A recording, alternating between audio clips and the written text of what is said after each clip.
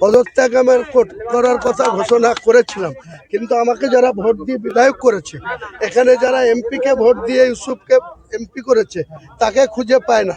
প্রতিদিন আমাকে স্কলারশিপ থেকে শুরু করে আধার কার্ড থেকে শুরু করে অনেক পেপার ওয়ার্কে সই করতে হয়।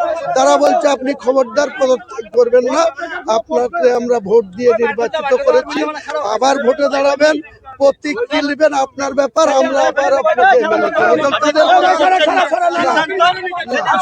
ভরতপুরের মানুষের কথা রাখতে গিয়ে যারা আমাকে ভোট দিয়ে এমএলএ করেছে তাদের আপত্তির জন্য আমি পদত্যাগ করছি।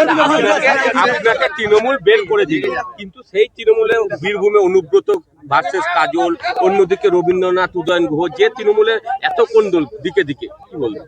তৃণমূল এই করেই শেষ হবে। তৃণমূলের যে অভ্যন্তরীণ লড়াই, বুথ থেকে অঞ্চল, ব্লক থেকে জেলা, রাজ্য, সব জায়গাতে লড়াই লাগিয়ে রেখেছে তৃণমূলের সর্বোচ্চ নেতারা। পাপের প্রায়শ্চিত্ত তাদেরকে করতেই হবে।